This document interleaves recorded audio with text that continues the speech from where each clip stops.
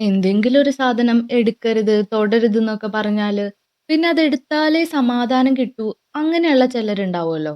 കൗതുകം ലേശം കൂടുതലുള്ള ആൾക്കാര്. അതുപോലെയുള്ളൊരു കൗതുകം ഈ പെൺകുട്ടീനെ എത്തിച്ചത് ഒരു വലിയ അപകടത്തിലാണ്. അവളുടെ പേര് ബി എന്നായിരുന്നു.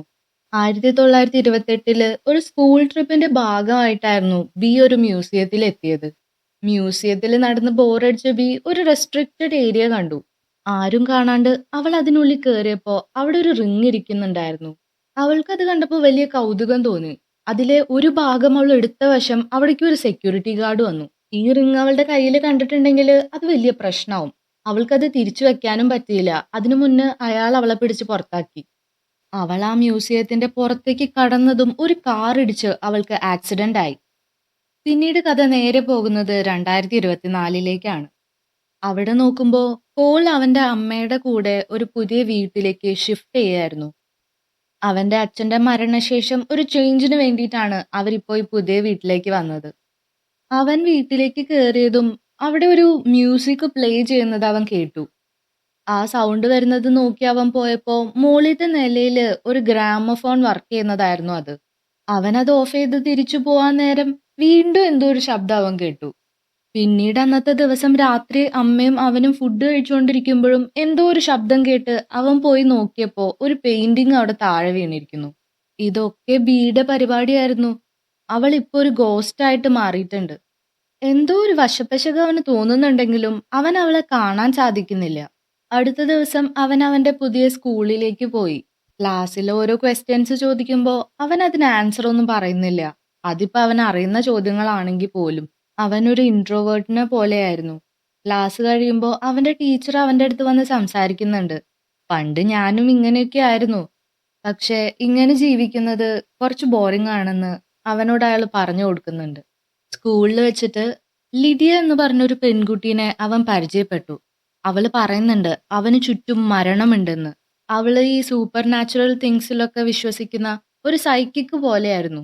അവള് പറഞ്ഞതൊന്നും അവൻ വലിയ കാര്യമായിട്ട് എടുക്കുന്നില്ല.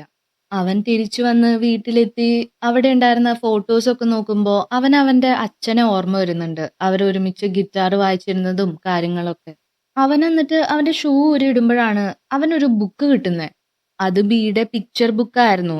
അതില് അവളുടെ ചെറുപ്പം തൊട്ട് അവള് ടീനേജ് വരെയുള്ള ഫോട്ടോസ് ഉണ്ടായിരുന്നു. അപ്പോ ഇത് ഇവളുടെ വീടായിരുന്നിരിക്കാമെന്ന് അവൻ വിചാരിക്കുന്നുണ്ട്. പെട്ടെന്ന് ആ ബുക്ക് അടയുമ്പോ ആ മ്യൂസിയത്തിലെ റിങ് അതീന്ന് വീണു. അടുത്ത ദിവസം രാവിലെ അവൻ ആ റിങ് കിട്ടുന്നുണ്ട്. അവൻ ആ റിങ് ഇട്ടതും അവന്റെ മുന്നിൽ ദേ ബി പ്രത്യക്ഷപ്പെട്ടു. അവനത് ഊരി അപ്പൊ അവളെ കാണാണ്ടായി. അവളെ കണ്ടപ്പോ ആ ബുക്കിലുണ്ടായിരുന്ന ആളാണെന്ന് അവന് മനസ്സിലായി. അവൻ ആ റിങ് ഇടാൻ തന്നെ പേടിയായി. അവള് പറയുന്നുണ്ട് നീ ആ റിങ് ഒന്ന് ഇടൂ പ്ലീസ്, റിങ് ഇടൂന്ന്.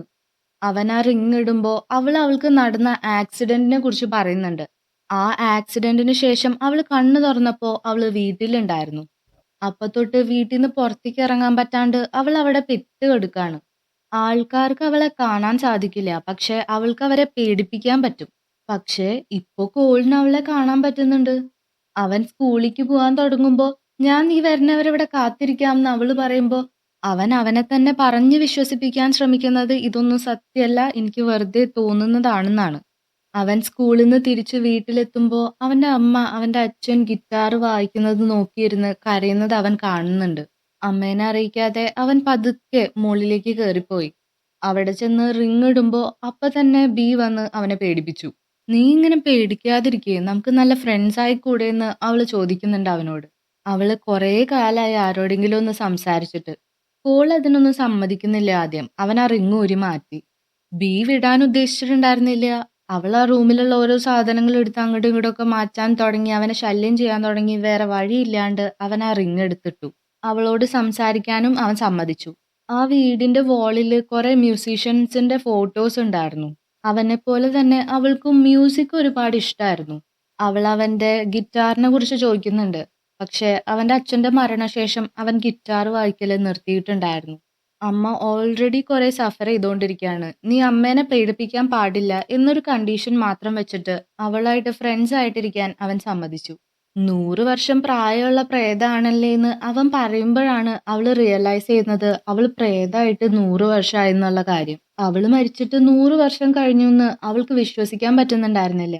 പിന്നീട് അവര് തിരിച്ചറിയുന്നുണ്ട്. പോളിന്റെ കയ്യില് റിങ് ഉള്ളിടത്തോളം എവിടെ വേണമെങ്കിലും ബിക്കും പോവാൻ സാധിക്കും. അവരങ്ങനെ ഒരുമിച്ച് കുറെ സ്ഥലങ്ങളിലൊക്കെ പോവാൻ തുടങ്ങി. മോഡേൺ ടെക്നോളജിയും മ്യൂസിക്കും ഡാൻസ് സ്റ്റൈൽസ് ഒക്കെ അവൻ അവൾക്ക് കൊണ്ടുപോയി കാണിച്ചു കൊടുക്കുന്നുണ്ട്. അങ്ങനെ അങ്ങനെ അവര് കൂടുതൽ അടുക്കാൻ തുടങ്ങി. നല്ല ഫ്രണ്ട്സ് ആയി. ബി പറയുന്നുണ്ട് അവൾക്ക് പണ്ട് പൈലറ്റ് ആവണം എന്നായിരുന്നു ആഗ്രഹം. പക്ഷെ അവളുടെ കാലത്ത് പെൺകുട്ടികൾക്ക് പൈലറ്റ് ആവാനൊന്നും പറ്റില്ലായിരുന്നു. അവൻ അവളോട് പറയുന്നുണ്ട് ഇന്നത്തെ കാലത്ത് എത്രത്തോളം പെൺകുട്ടികളാണ് പൈലറ്റ് ആയിട്ടുള്ളതെന്ന്. ഇതെല്ലാം അവൾക്ക് കൗതുകമായിരുന്നു. പുറം ലോകം കണ്ടിട്ട് 100 വർഷമായല്ലോ. അത്രയും വ്യത്യാസങ്ങൾ വന്നിട്ടുണ്ടല്ലോ. അവര് കൂടുതൽ സമയം ഒരുമിച്ച് ചെലവഴിച്ച് അവരൊരുപാട് അടുത്തിട്ടുണ്ടായിരുന്നു. ആകെ ഒറ്റപ്പെടലിലായിരുന്ന കോളിനും അവളുടെ കമ്പനി വലിയ ആശ്വാസമായിരുന്നു. സ്കൂളിൽ വെച്ചിട്ട് ലിഡിയ കോളിനെ കാണുമ്പോ അവൾക്ക് എന്തോ ഒരു പന്തികേട് തോന്നുന്നുണ്ട് ഇവന്റെ കാര്യത്തില്. അവന്റെ കൈമേ ആ റിങ് കാണുമ്പോ അവൾക്ക് എന്തോ തോന്നിയിട്ട് അവൾ അതിനെക്കുറിച്ച് റിസർച്ച് ചെയ്യുന്നുണ്ട്. അവൻ ഇട്ടിരുന്ന ആ റിങ് ലവേഴ്സ് റിങ്ങിന്റെ ഒരു ഭാഗമായിരുന്നു. അത് ശപിക്കപ്പെട്ട 2 റിങ്സിന്റെ പെയറായിരുന്നു. ആ റിങ് ആരാണോ സെപ്പറേറ്റ് ചെയ്യുന്നത് അവരുടനെ തന്നെ മരിച്ച് ഒരിക്കലും അവർക്ക് മോക്ഷം കിട്ടാതെ അലയും. ബി കോളിനോട് സ്കൂളിൽ നടത്തുന്ന ടാലന്റ് ഷോയിൽ പങ്കെടുക്കാൻ പറയുന്നുണ്ട്. അച്ഛന്റെ മരണശേഷം അവൻ അതൊക്കെ വിട്ടതായിരുന്നു. അവൻ അതിനൊന്നും മടിക്കുന്നുണ്ട്. ഹാലോവീന്റെ അന്നായിരുന്നു ബി മരിച്ചത്. അന്നത്തെ ദിവസം കോൾ അവളെ കൊണ്ട് ഒരു റെട്രോ പാർട്ടിക്ക് പോയിട്ടുണ്ടായിരുന്നു. അവിടെയുള്ളവർക്ക് അവളെ കാണാൻ സാധിക്കുന്നുണ്ടായിരുന്നു. അവരൊരുമിച്ച് ഡാൻസ് കളിച്ചു. അവരന്നത്തെ ദിവസം നന്നായി എൻജോയ് ചെയ്തു. അടുത്ത ദിവസം ലിഡിയ കോളിനെ സ്കൂളിൽ വെച്ച് കാണുമ്പോൾ അവൾ ആ റിങ്ങിനെ കുറിച്ചുള്ള കാര്യങ്ങൾ അവനോട് പറയുന്നുണ്ട്. ഈ മോതിരങ്ങളുമായിട്ട് ബന്ധപ്പെട്ടിട്ടുള്ള ആ ഒരു സ്പിരിറ്റിനെ മോചിപ്പിക്കാനായിട്ട് ഈ 2 റിങ്ങുകളും ഒന്നിപ്പിച്ചാൽ മാത്രമേ സാധിക്കുള്ളൂ. ഒരു റിങ് ഇപ്പൊ കോളിന്റെ കയ്യിലുണ്ട്. അതിന്റെ മറ്റൊരു ഭാഗം ന്യൂയോർക്കിലുള്ള ഒരു മ്യൂസിയത്തിലായിരുന്നു ഉണ്ടായിരുന്നത്. അതാണെങ്കി ഇപ്പൊ ഓപ്ഷൻ ചെയ്യാൻ പോവാണ്. ഓപ്ഷൻ ചെയ്ത് കഴിഞ്ഞാൽ പിന്നെ അവർക്ക് അതിനെ ഒരുമിപ്പിക്കല് ഒട്ടും സാധ്യമായിരിക്കില്ല. മോതിരങ്ങൾ ഒരുമിപ്പിച്ചാല് അവൻ അവളെ നഷ്ടമാവുമെന്ന് അവന് പേടിയായിരുന്നു. അതുകൊണ്ട് ഇക്കാര്യം അവൻ ബിയുടെ അടുത്തുനിന്ന് മറച്ചു വെച്ചു. പക്ഷെ ബി ആഗ്രഹിച്ചിരുന്നത് ഇങ്ങനൊരു ജീവിതമായിരുന്നില്ല. അവൾക്ക് ഇതിൽ നിന്നൊരു മോചനം വേണമായിരുന്നു. അവൾ അവനോട് പറയുന്നുണ്ട്, നീ ഒരു ദിവസം വയസ്സായി മരിച്ചു പോവും. പക്ഷെ അപ്പോഴും ഞാൻ ഇവിടെ തന്നെ ഇങ്ങനെ പെട്ടുകിടക്കേണ്ടി വരും.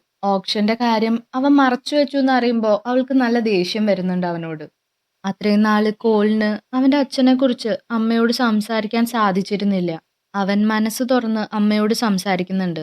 അവന് അമ്മ പറഞ്ഞു കൊടുക്കുന്നുണ്ട്, ഒരാളെ നമ്മൾ മിസ് ചെയ്യുന്നുണ്ടെങ്കിൽ അതവരെ നമ്മൾ ഇത്രത്തോളം സ്നേഹിച്ചിരുന്നു എന്നതിന്റെ പ്രൂഫാണെന്ന്.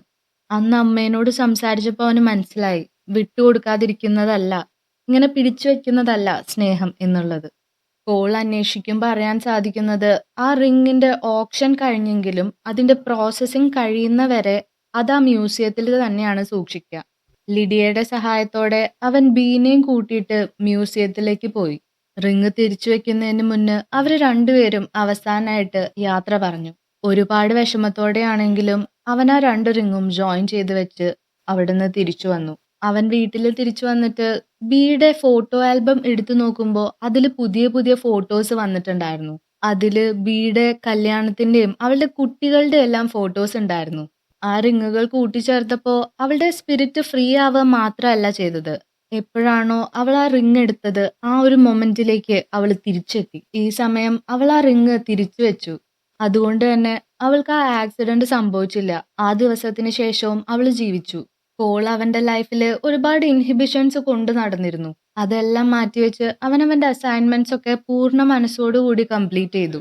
അവന്റെ തോട്ട്സ് എല്ലാം മടി കൂടാതെ എക്സ്പ്രസ് ചെയ്യാനും തുടങ്ങി. ടാലന്റ് ഷോയിൽ പങ്കെടുക്കാന്ന് അവൻ അവളോട് പ്രോമിസ് ചെയ്തിട്ടുണ്ടായിരുന്നു.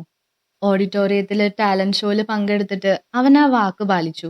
1928 ആ സെയിം ഓഡിറ്റോറിയത്തില് ബി കോളിനെ ആലോചിച്ച് നിൽക്കുന്നതും കാണിച്ചിട്ടാണ് കഥ അവസാനിക്കുന്നത്. ചിലര് നമ്മുടെ ലൈഫിലേക്ക് എവിടെ നിന്നില്ലാതെ ഇടിച്ചു കയറി വരും.